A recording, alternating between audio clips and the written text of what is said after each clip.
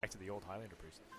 Yeah, I think part of the problem with the deck is that you can't run Velen or Mind Blast, so then you have to cut cards for the Dragon, and then once you cut the Velen and Mind Blast and everything, you don't hit the 30 damage combo as much. So people realize that it's better to just play the cycle cards, hit the Anduin and the Razan curve more.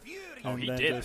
He did. He plays them for Prophet 30. Valen, Mind Blast, and he Oh, plays wow. the Dragon package. All right, well, you have to cut something if you're running those, but Yeah, a little bit less on the card draw, but we'll go ahead and focus in on what these guys are bringing for the first game. Looks like no surprise from Wtybill, he is banning Priest, but Zalae also gravitating towards the strategy that we saw Reynad do, which is ban Warlock and leave Priest open.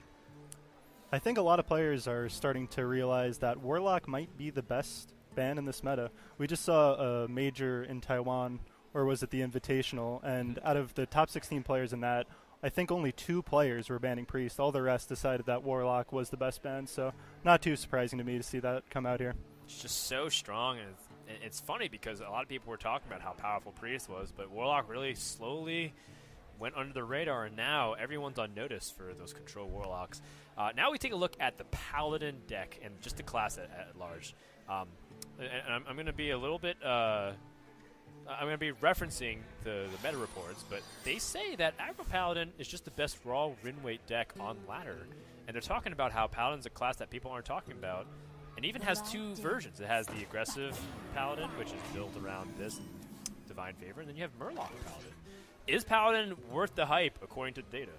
I think that it's a deck that not a lot of people have tried, and I think it's going to live up to the hype in this tournament. If I had to guess one deck to be the best performing, I would probably guess Aggro Paladin, and that's including the Murloc builds of it, because both of those decks are just very fast.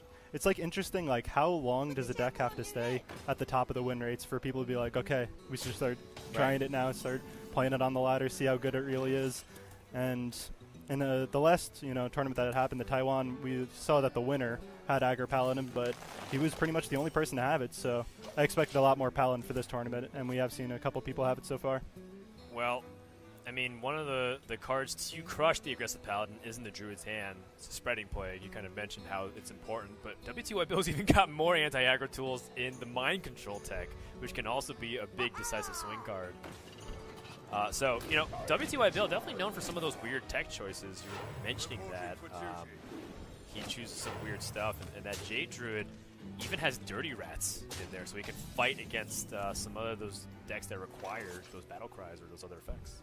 And he's actually going to have a little bit of an interesting turn come out here, because he really wants to play this Wild Growth to get up to that Spreading Plague, and then he has the decision to either play the Mind Control deck now, or just Wrath off the Knife Juggler and potentially take some less damage here. Is it worth using the coins for the Nourished and then floating your crystals to Wrath that way, and then set up for potential better plays on the 2 or 3 turns down the road? Yeah, it's something else you could do, and just use the Wrath with the Nourish here. That's true. I mean, it doesn't look like anything perfectly curves next turn, but it's just an investment, so you can maybe hit Ultimate Infestation, or if you have more plays developing. So I kind of like getting the Nourish out of your hand. Plus, it makes Divine Favor worse, because you're starting to get into turns where they can drop low, play like a cheap Divine Favor, and all of a sudden they're keeping up the pressure. And man, can this be a Mind Control tech of the ages. Can you imagine stealing the 5/5 Divine Shield taunt? If he's feeling confident, Oof. that would be a very risky play.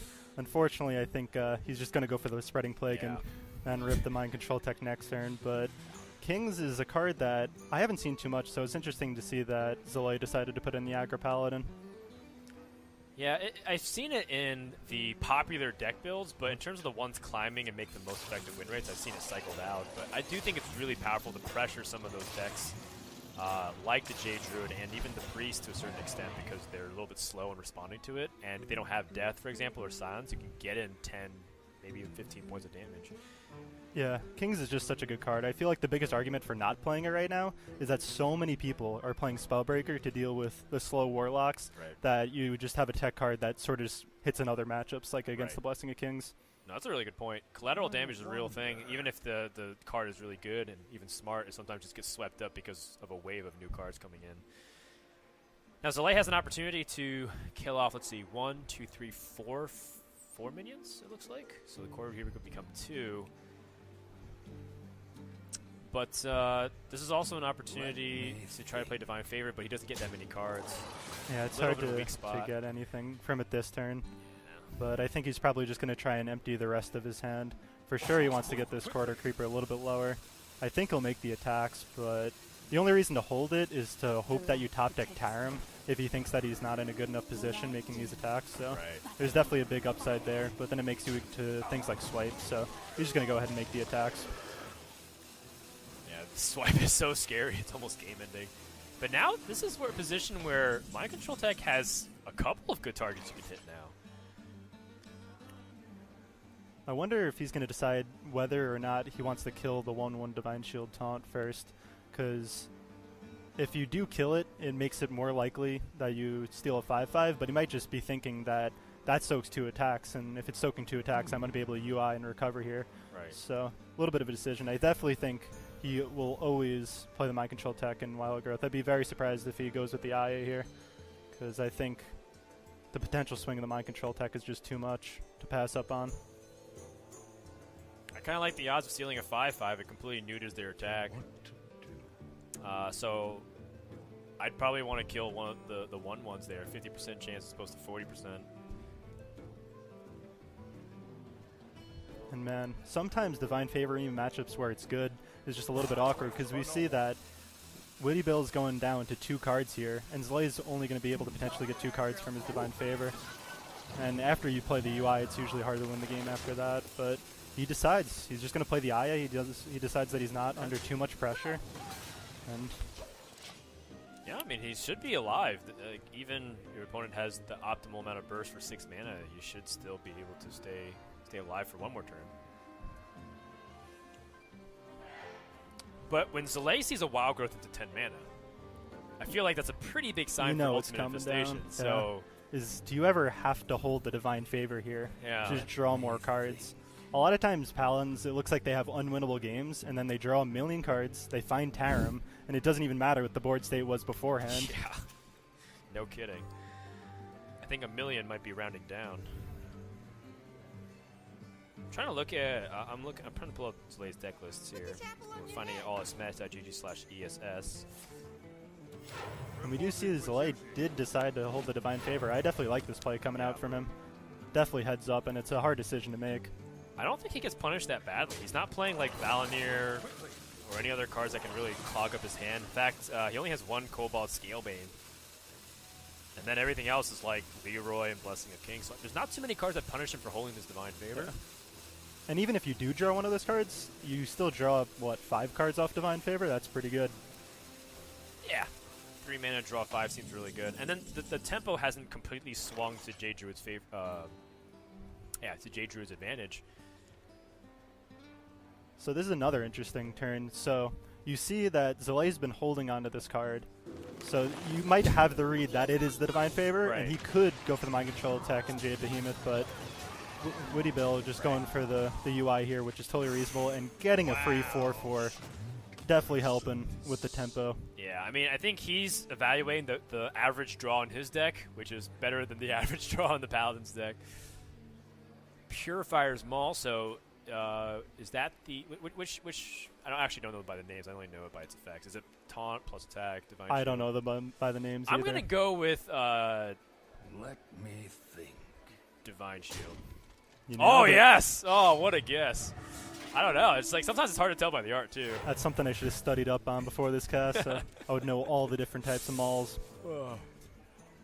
6 cards, but is it even going to matter?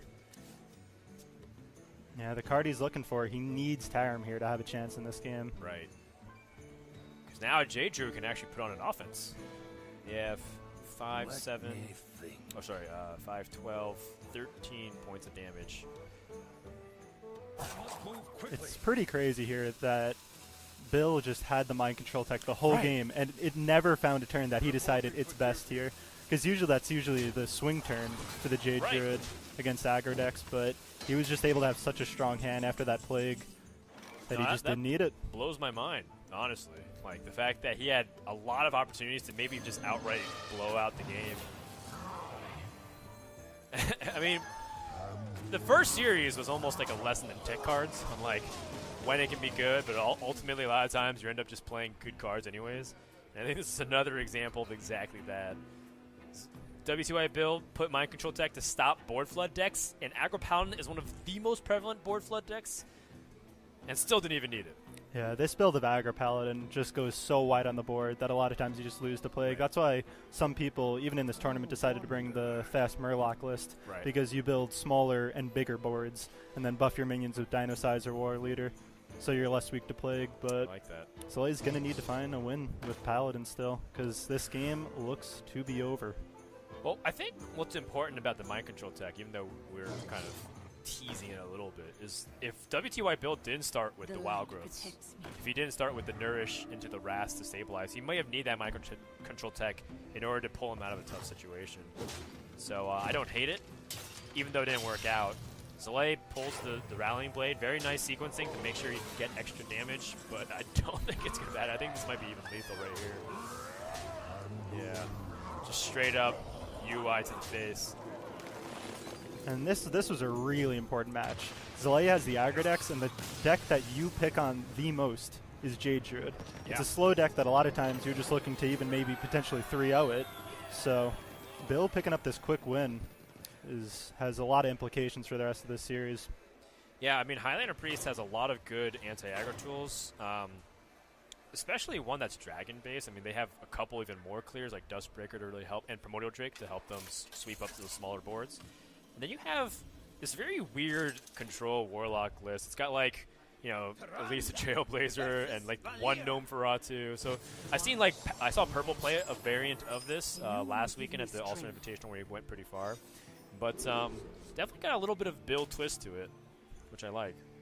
Just in general, like, I like that he's playing with certain ideas. Like Dirty Rats, I'm not sure how good they are. I've seen a lot of Dirty Rats on ladder, and they've always been 50-50. Sometimes it just helped me win the game. Like, oh, thanks, you pulled my Doom Guard, or yeah, it's never that realistic that you pull something like Raza. Usually, you're playing it the same turn as Twisting Nether to just try and fatigue them.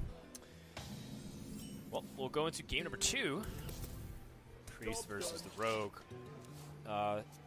So how do you feel about Wtybill's chances with his version of Highlander Priest featuring Dragons against Temple Road?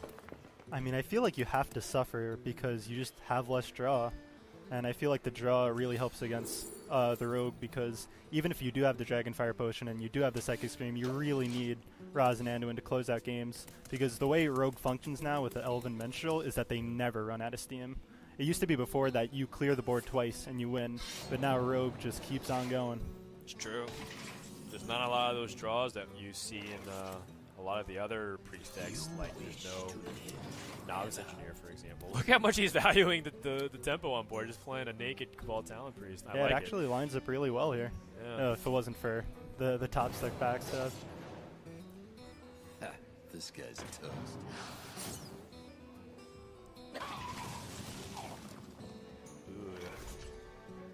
Is it worth painting this at all? I guess so. This is sort of what I expected with this Priest list.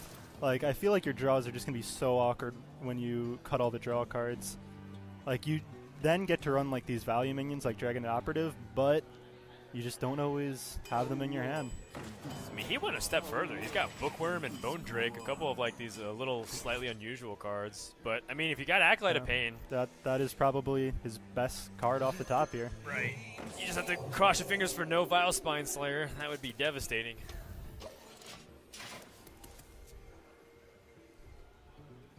But we do see that Zalae just has a little bit of a slow start, so sometimes Rogue would be at half health here. Instead, he's just at 30. So not too punishing that Bill had a little bit of a slow start here. He's got a slow start, but he's got cards that can give Priest a lot of problems. You know, Cobalt Scalebane being a really problematic card, immune to Dragonfire Potion, force your opponent to have Shadow Word Death. And then even the Bone Mares. A lot of times the Rogue's set up in a situation where you want to put the Bone Mare, but you're also really scared of Shadow Reaper Anduin. But if you're on the coin, you get to do it a little bit earlier and pressure your opponent. Yeah, that's a good point. Psychic Scream now. Yeah, Psychic Scream is a brutal card. If there's a window for you to do it, this would be the hand to do it, right? Double Bone Mare, that's pressure true. your opponent. Luckily that Zalae has the Elven Minstrels, so if the Bone Mares do get Psychic Screamed, he could just draw them back potentially the next turn. So that's an interesting really cool Shadow play. Step there, yeah.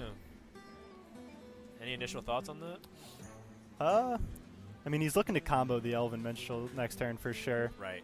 But it also leaves him the opportunity to coin Bone Mare if this board doesn't get answered. So I think it's a pretty reasonable play. Yeah. The 2/3 isn't adding much to the board, and that Shadow Step, you know, you already have 2 Elven Minstrels. Like, what are you using the Shadow Step for? And it also gives the Acolyte no good trade to bump and draw a card. Yeah, that's true too. That was kind of brilliant, I think. I've seen a lot of good Shadow Step plays in my lifetime, and that was one of the more unusual ones with the Share Knight Chain Gang. Plus, it does get like kind of some value in a sense where it can summon yet another 2/3. Some Shadow Steps on awkward minions like Patches is just like essentially a 0-mana card. So many That's funny. I didn't really think about that. Yeah. So instead of Bill getting a draw here, he just had to sit back with his Acolyte. Right. And it gave him even another potential draw for Vile Spine to blow him out. But now this is a very hard turn for Zalae. You know that he could potentially have the Psychic Scream next turn. You're not too afraid of Dragonfire Potion because your Cobalt would live through it. But as you said before, you're always scared about the Anduin on 8. So sometimes you want to push out that Bone Mare as soon as you can. 14, 15 damage this turn. So if he doesn't have Psychic Scream or has to draw for it, and especially if he doesn't have Dragonfire Potion, you have a 2-turn lethal setup. But if they have the Psychic Scream, you're in for a bad time. Interesting. Coin Elven Minstrel. So he definitely is keeping Psychic Scream in the back of his mind here. And he picks up the Vile Spine Slayer, which is going to be really big as well. Man, when you said this was a hard turn, I completely agree, but I didn't think Coin Elven Minstrel Pass was was the play. Yeah, I didn't see that one coming. Wow, that's so interesting. I think I would have potentially went with the Bone Mare just because so much pressure, but Right. Zalae realizing that, you know, Psychic Stream did come out here, so he gets rewarded for the play that he took. Yeah, and he shuffles some pretty good minions into his deck. Like, the Elven Minstrel in his hand can continue to pull out maybe even the other Elven Minstrel to help draw his Cobalt Scalebane, which incidentally just came to the hand as well. The only problem is that he didn't set up a really powerful minion to Bone Mare, but with Wtybill drawing Shadow Reaper Anduin, it probably wouldn't have mattered. Yeah, it used to be against Priest that you would set up a board that survives Dragonfire Potion, it would get Anduin, and then you just can make, you know, big boards for the rest of the game. But now with Psychic Scream, they have 2 answers, and it's really hard to continuously make boards that survive all the potential AoEs that are in the game right now. But playing around Shadow Reaper Anduin plays into the Primordial Drake, incidentally. But it does leave behind a South Sea Captain, and that 1 health could make a big difference. Wtybill, boy, would have you loved having something small like the Blood Mage Thanos to help buff the Spirit last year to get even more value. I wonder if he ever really thinks that he needs to clear the board here, because he could Dragonfire Potion into Doomsayer, and then he could develop, because then Zalae would need Vile Spine Slayer to develop into the Doomsayer turn. Right. But I think, as you said, the Primordial Drake just comes down pretty good here. Just leaves him with the 3/1 Captain, and that's not the scariest thing in the world. Well, it kind of forces your opponent to Vile Spine, and then you have a better setup for Dragonfire Potion into the Doomsayer, potentially, because then you're clearing off higher quality minions in this. This feels such like a low value Dragonfire Potion, and then your opponent just played double Minstrel. They have more cards than you do. It's so crazy how Rogue functions now with that card. Yeah. I was talking to, I think it was Purple upstairs, saying that we got to put Mountain Giants in Rogue now, because you're just drawing so many cards. He's like, so look at his hand. It would be 3 mana here. Yeah. It's ridiculous. That's brilliant. Purple always is out there with the crazy cards that he wants to play as a joke. Knows. Yeah. Oh, well, Bone Mare does actually end up clearing this, but it does kind of set up into the Shadow Reaper Anduin. Are you that sad if your opponent Shadow Reaper Anduins though this turn? You could also Vile Spine, but then you play into the Dragonfire Potion like we're talking about. Yeah, it's really hard to do a play that beats both.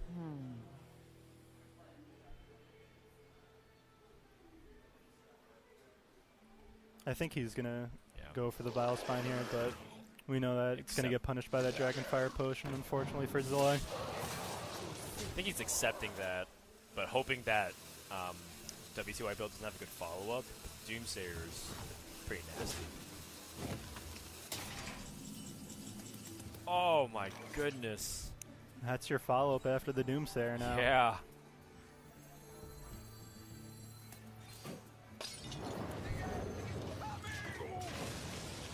Zalae's going to really want to find that second Vilespine Slayer so he can now develop in the Doomsayer, but if he doesn't find it, Okay.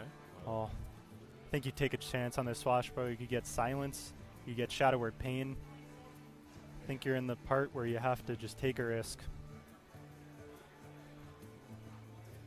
So many. Yeah, I kind of wonder what options there are to steal from Priest with the Swashbuckler that can really help him bail him out, but at least it also gives him a way to spend his mana. Oh, interesting. A lot of really small minions died. I think that card's not that powerful. Yeah, not too great here.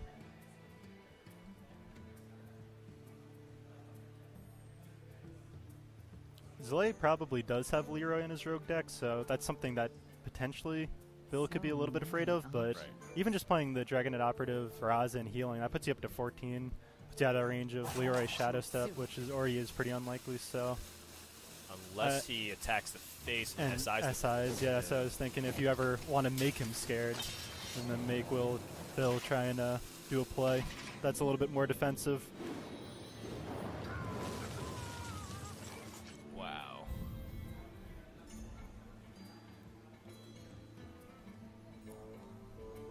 Well, I was looking at the Raza operative, like you said. Maybe Wtybill is trying to calculate if he has an opportunity to maybe set up kill potential. But I think the Shadow Reaper Anduin is really a good way to stop your opponent from developing a Bone Mirror Bird. Because I think what you're afraid of with the operative and Raza is that if they stay on the board, then you're going to kill your own minions with the Shadow Reaper Anduin Battlecry. Yeah. What's really good about developing these minions, though, is just if there's anything that Raza doesn't kill, you could just trade into first. True. Obviously, it kills off your own board, but usually that's not a problem when your hero power costs 0, because that will just kill them anyway.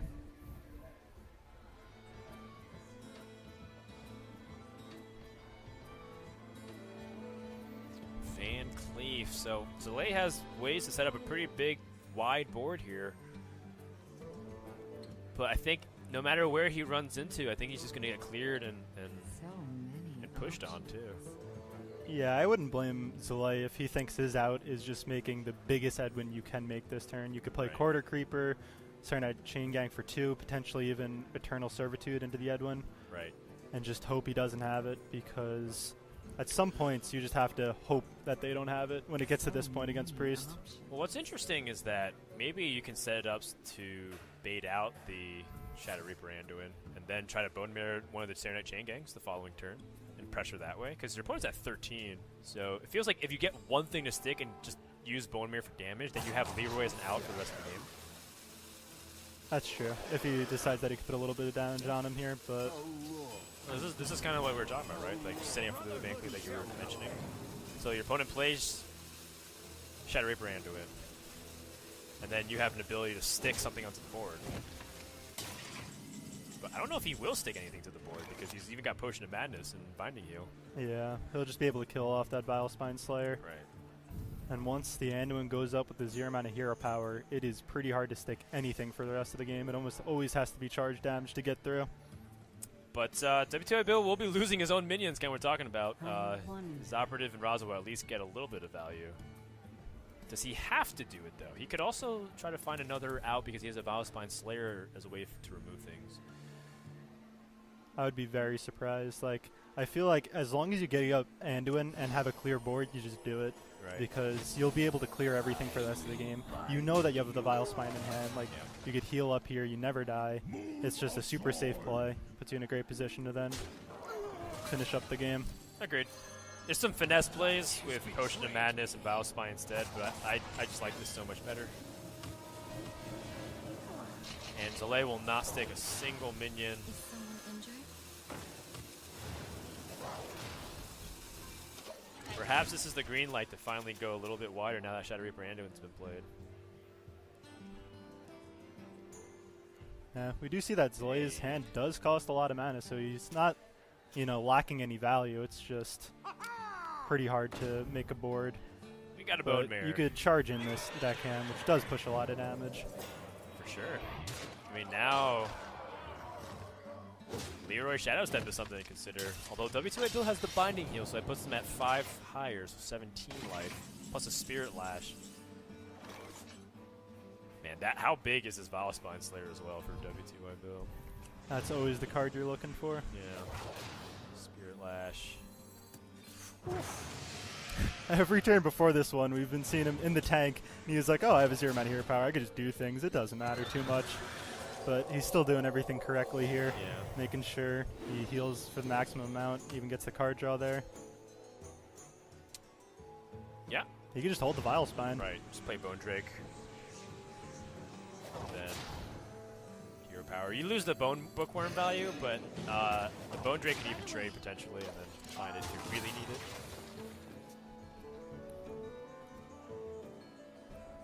Bone Drake. That's a card I didn't even really think about. Oh man, Shadow Word Death also in the hand, which means that even if Zalae went for another Bone Mare target, that just gets completely shut down by the hero powers and Shadow Word Death.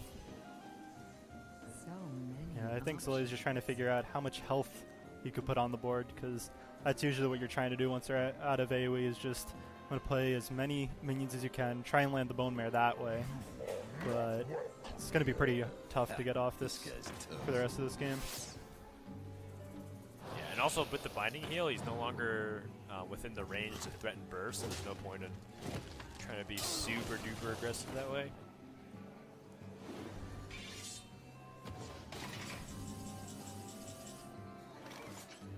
Man, I think we're at the point that Bill could just clear Zalae's minions for the rest of the game. He doesn't even have to go face. Right.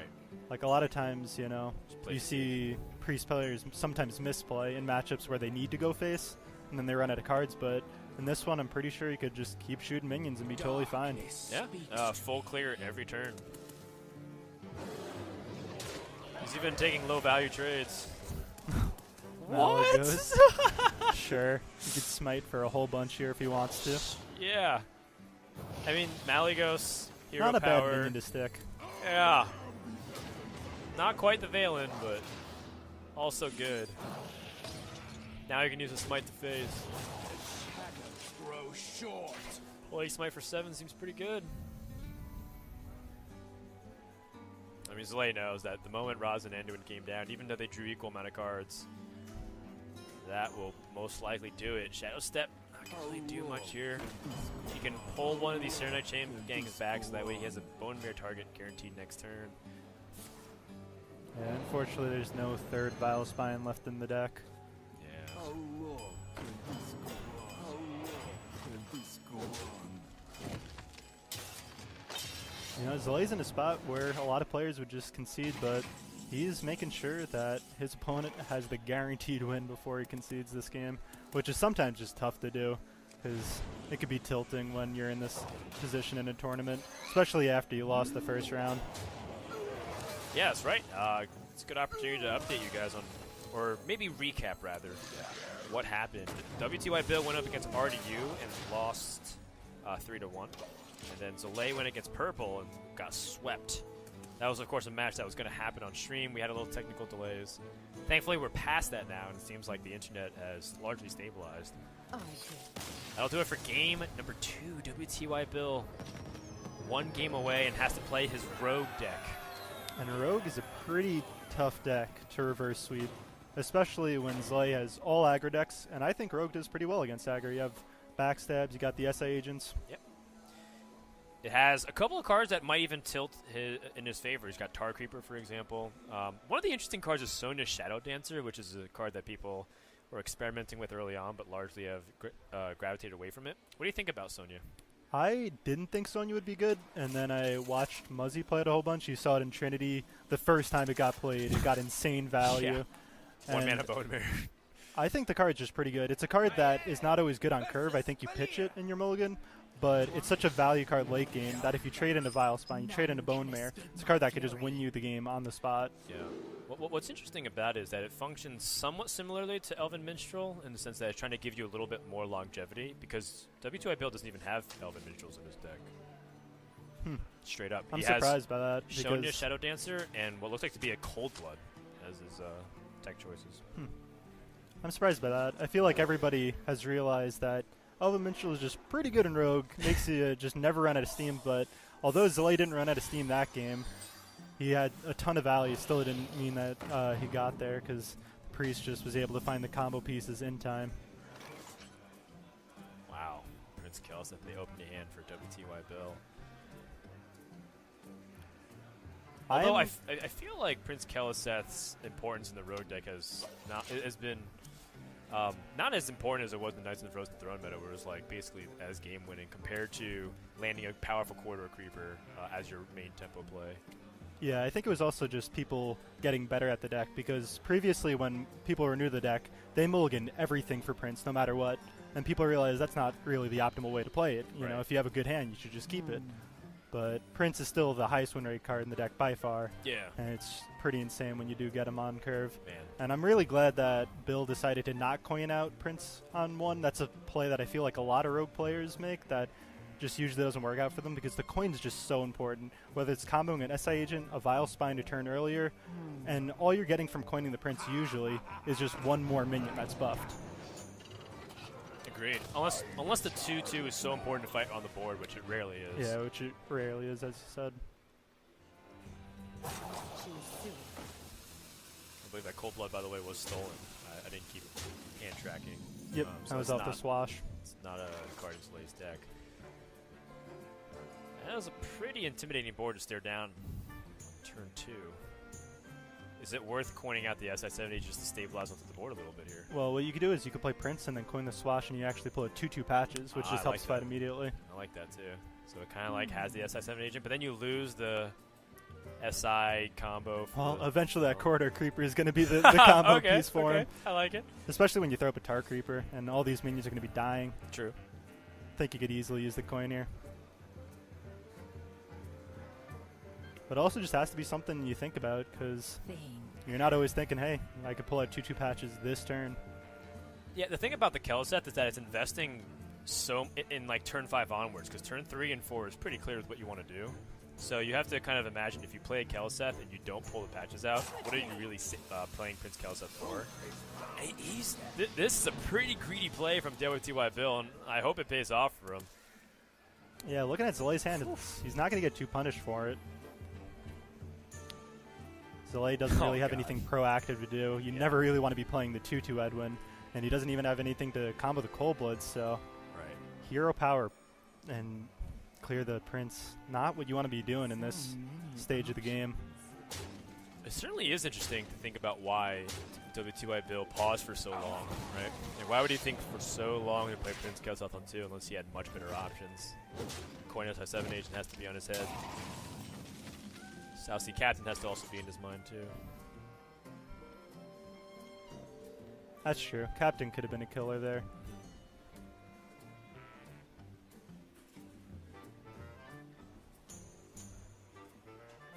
I'd be very surprised if he doesn't pull the trigger on Think.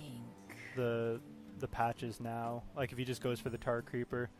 Like if you're not going to play it last turn, I feel like it's to play the SA-7 and the patches in the same turn for that Right. swing. Swashbuckler SO7 agent seems pretty good. Patches is 2/2, so it'll survive the value trade. But it maybe he just is thinking that if he keeps holding this is not a threatening board coming out from Zalae. He might even think that just playing the Firefly, hero power down the 1/1's good enough. Because right now, Bill is definitely in the commanding position in this game. Like, he doesn't have to, use all of his resources immediately. Unless, another possibility could be that he's trying to set up less minions for a quarter creeper swing. Like, if he's playing SI-7 agent Swashbuckler, those are smaller minions to get traded into with backstab that maybe a double creeper could give away all of his lead that he set up, and then he loses from there. Yeah, I wonder if that's ever like a real thing in the mirror, that if you think you have a good enough hand, you could play it slower so the person doesn't get those potential swing turns, Right. as you just said. I mean, Zalae has a quarter creeper no matter what Wtybill does, but maybe if he sets up smaller minions. Man, whenever I play Rogue, I always just get so scared of drawing patches. Like, as soon as I play that Prince, I'm Yeah. like, I want to play the Pirate as soon as possible, Right. get this thing out of my deck. It's true. But Bill is not scared. He will not find the patches. He believes. Zalae has a board clear here with Edwin and Cold Blood, but it's not very efficient. He would trade... Oh wait, actually, 5 minions die, so it's a free quarter creeper. So many options. So Yeah, I think Edwin, that's Cold Blood. I think that's his best play. Yeah, trade everything. Does he have the time to do it? Yeah, looks like he's going to sit up at Edwin as a 4. I like that too.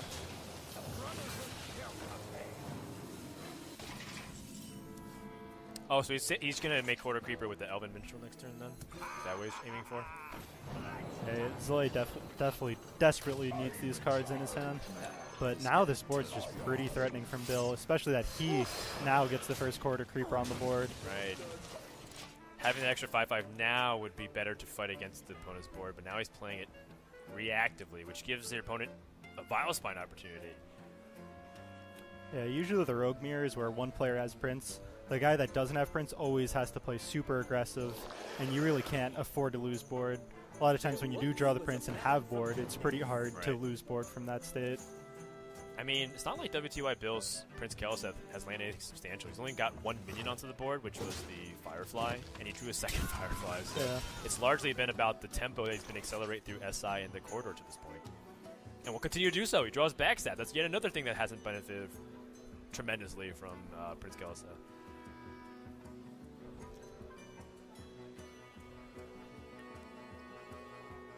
So I think from this point out, Bill is just going to make sure that he clears the board every turn. You don't want to give them any bone mare targets ever, even though it's even a turn early before that. But I think as long as you keep the board clean, keep playing these buffed minions, you're going to be in a fine spot. But, you know, can't bone mare just yet. You could just hit him in the head. Yeah, I like that as well.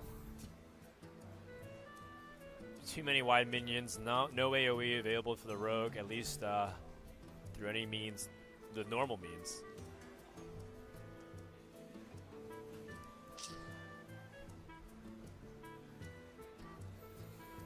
So we did see that the Elven Minstrel is a little bit too slow for this game, and that's a card that Bill just decided not to run, so maybe that gives you a little bit of an edge in the mirror. I'm not quite sure of how grindy these rogue games usually get. That's it. Wow. That is it. Zalae getting 3-0'd with another lineup that's probably what he's looking for. Like, he's looking for the people with Jade Druid to beat down with the aggro decks, and has just gotten swept twice. Yeah,